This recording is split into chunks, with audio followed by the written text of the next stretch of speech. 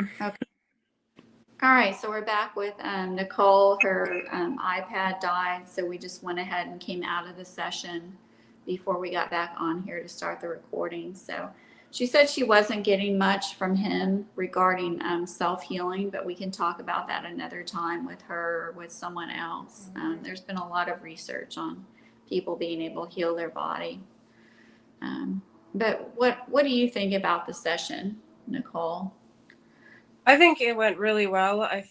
Definitely feel like they put like encoded basically left me with downloads, like little packets of information that are going to unpack over time. Mm-hmm.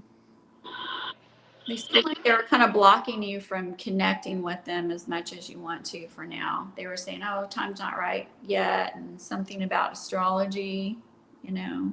Yeah, I don't know why they just don't want to tell me certain things. Like even in my meditation when I connect with them, kind of like you'll find out, like there's a plan, like you'll know when you're ready to know, kind of thing. You know, I think that Dolores Cannon said that one of her clients came in. This was in an early book of hers, and the client was told, you know, if you had known these wonderful, amazing things you were going to do, you just wouldn't believe it. So they had to let that person know in steps, you know. Hmm. Like if a couple years ago you had heard, oh, I'm going to be holding all this light, I'm going to help the planet, would you be like, that's crazy, you know? So, Yes. And knowing too much information too quickly is not very good because it can overwhelm you, or you can get a little like if they tell you your mission, you'd be like, "What? I don't want to do that. That sounds stupid," you know. And then it'll change our path. It'll kind of like change the directories of our life. So yeah, yeah. They can only give us a little bit at a time. I feel like sometimes I feel like a child. Like, you wouldn't overwhelm a child. Like you're not going to teach a child quantum physics. You're going to teach them their ABCs and then their 1, 2, 3s. So we still have a lot of growing. Our consciousness is still quite young um, as a human. I mean, our eternal self knows everything, but as a human, we're going through this process in a human body with a human, consciousness, and we got to take it like in baby steps. so it seems like we came down here, we went under the veil of forgetfulness so we could bring this energy, and we're kind of waking up to what we are and who we are kind of in layers, right? As we're letting that energy in. Yes, and it could totally fry our system if we like have too much all at once. Yeah, I could see that for sure. I know that, yeah, if I had known all this years ago, I would be like, no way. And I would be in a straight jacket, or I would just totally Yes. put it Yeah. all aside, like never believe it. Yeah. um, so I thought that was really interesting. I'm just looking back at some of your questions. So the last thing we got to, which was really important, is like you're having a parallel life where you're on some planet we don't even have a name for. You have wings. What's going on right now? What do you Yeah. think about that? Yeah, that was super interesting. Um, yeah, I did get a name Aurelia. But we Sounds don't but we don't have a name for the planet. We're just like, no. I you know. think that was her name, Uh-huh. but I don't know the planet or the being or anything. Mm-hmm. My dog just showed herself. That's why I'm looking. People prior like, what are you petting? And then she came out from under the covers and she's like walking around. Oh. um, I thought that was really amazing. So you've got a spouse there, and you're said you have parents and siblings, I think.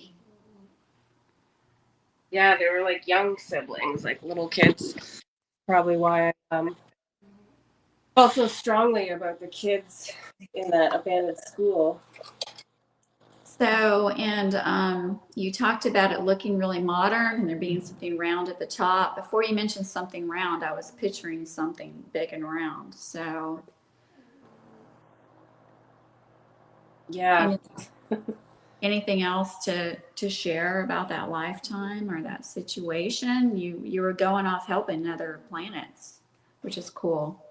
Yeah. I kind of felt like everyone could participate in like missions and stuff like that, but we got like a lot of time in between missions, and we weren't just stuck in like one job. We could do many different things, and at different points in our life, like we had skills and interests um, that were better suited towards certain things. And yeah, I don't know, it's very interesting. Yeah, you just keep seeing, and I talked to Lyran, and I'm like, there's such a contrast to where hearing about work that's wonderful versus a lot of places here on Earth work. So, yeah. And he talked about that energy's coming here where we're going to have our passions. We're going to work more towards what we enjoy here. So, yeah, I'm still curious about brown sugar. Me too. I have no idea what that's about. That was just funny. Oh, so you saw some things with myself and with Christy. Saw some brothels and saw you stealing. You and I were stealing some technology, it sounded like. Yeah, on an ice planet. That was very interesting. I've never seen anything like that.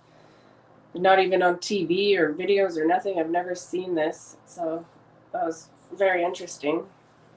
It was funny you brought that up because yesterday I was thinking about the movie Frozen.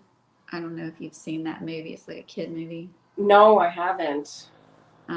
I've just seen it because I have a daughter, and I think it came out maybe when she was younger. But it's just got a nice soundtrack, and she goes off and lives in a castle that's made of ice. Oh, and, that's cool.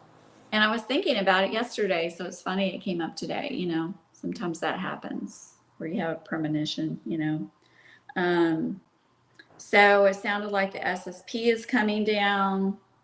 You confirmed, and I confirmed to you. You said, well, that consciousness, you showed yourself trying to break down some console in a spaceship. You said that part of me there knows that this needs to be broken down. And I confirmed and said, yeah, I know that because my consciousness there knows too. My consciousness knows this is wrong. I'm stuck here in slavery and I need to get back. So. Yeah. Yeah. I think it's so important for us to wake up and do the healing on ourselves because we're actually healing and waking up other versions of ourselves. Mm-hmm. Yeah. Yeah. So I thought that was interesting. Nasera, Jacera, they said it is happening, but it's called something else. Yeah, it won't go by that name. And they confirmed some stuff with Dolores Cannon talking about the volunteers as well. Yeah, but she was right. She was right, but there's more waves, especially like the younger generation. I saw that there's even children coming in that aren't even born yet. Like they won't even be born until the 2030s and the 2040s, and they're like a whole other wave. There's going to be kids in the 2060s, and that's a whole other wave. Yeah. I was watching a documentary and they said, oh, people say the millennials on down, they're lazy at work. But then the guy said, but the baby boomers a lot of them are retired now. There's a few left in the workforce. Like they're saying, oh, these young people are lazy, but the baby boomers put up with everything. They're just like, oh, long hours, hard work. And the young people are like, no, it shouldn't be long hours and hard work. So Yes. and Yeah. you were getting that a lot today, that we should enjoy our work and we should be compensated correctly and all of that. So Yeah.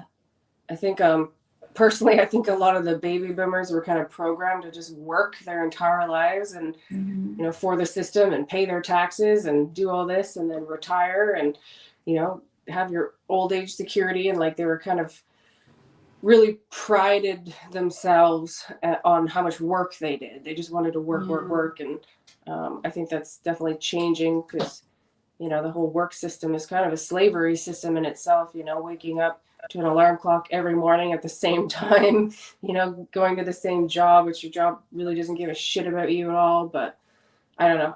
That dynamic is definitely changing, and we can see that with the Gen Zs. The Gen Zs nowadays, they just don't want to work. They're just like, nope, I don't want to work. And people bitch about that, but I think it's kind of funny. I see it as like, wow, that we are changing. The consciousness is changing. The systems are going to have to change, and they're part of the change. So I know a lot of people shit on them and shit on millennials, but they're actually doing this for the betterment of humanity and for the collective.